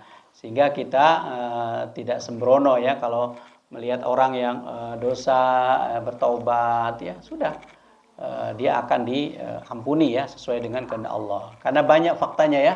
Yang saya contohkan tadi itu ya, Sayyidina Umar yang jelas itu ya. Kemudian ada sahabat yang lain ya. Contoh lagi misalkan siapa tuh para wali Allah tuh banyak tuh wali-wali Allah dulu yang dulunya orang yang berbuat dosa banyak tuh. Contoh ada wanita siapa Robiah Al-Adawiyah itu ya. Dulunya dia adalah seorang biduan ya.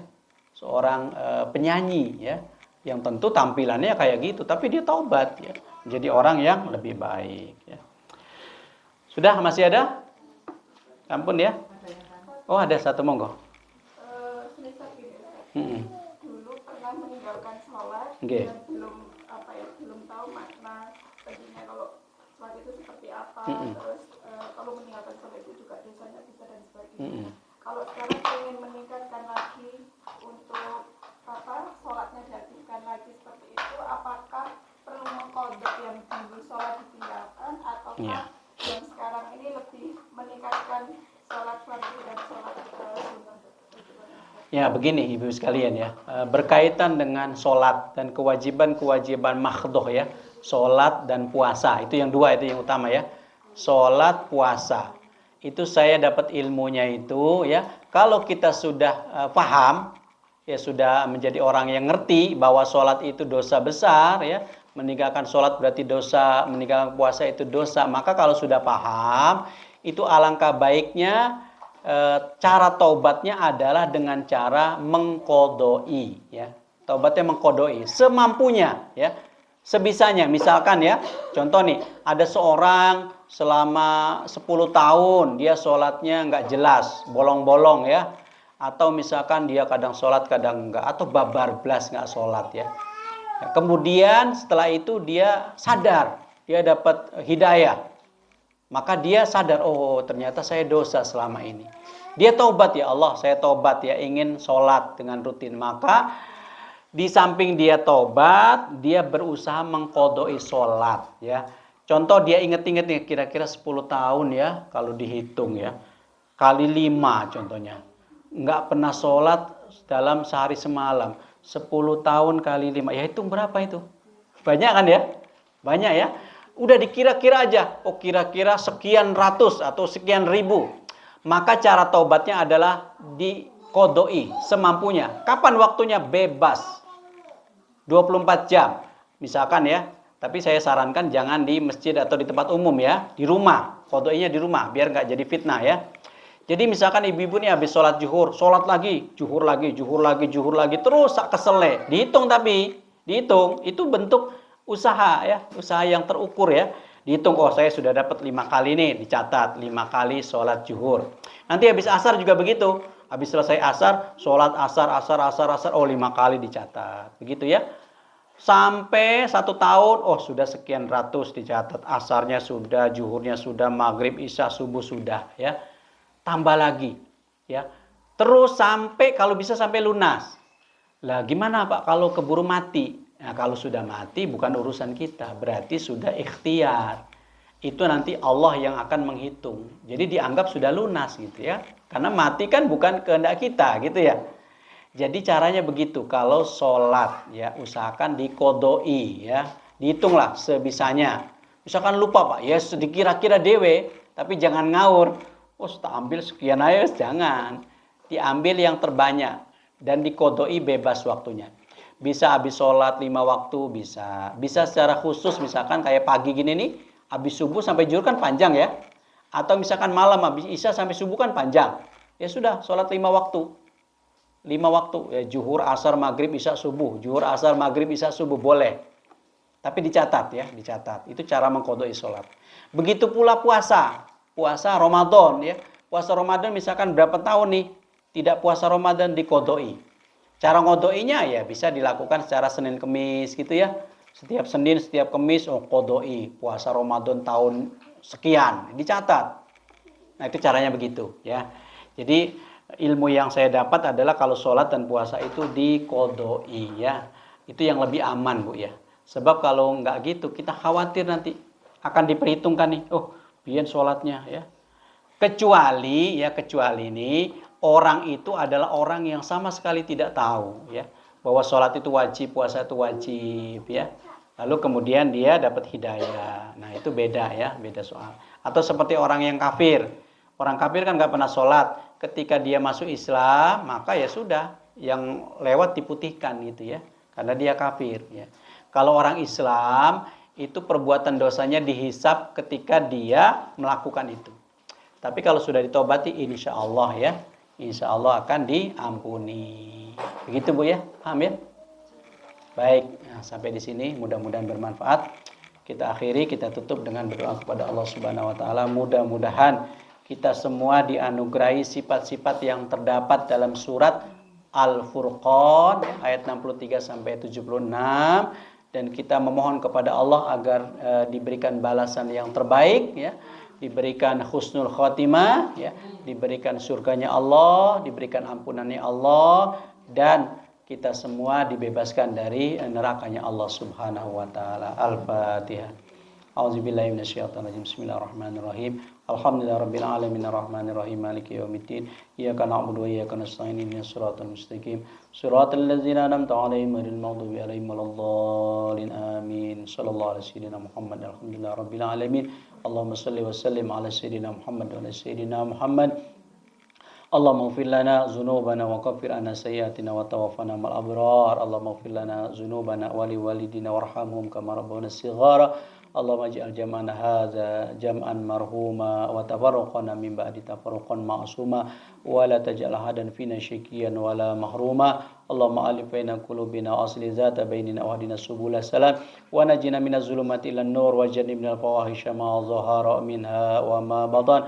Allahumma inna nas'aluka ridhaka wal jannah wa na'udzubika min sakhatika wan nar. Allahumma inna nas'aluka ridhaka wal jannah wa na'udzubika min sakhatika wan nar. Allahumma inna nas'aluka ridhaka wal jannah wa na'udzubika min sakhatika wan nar.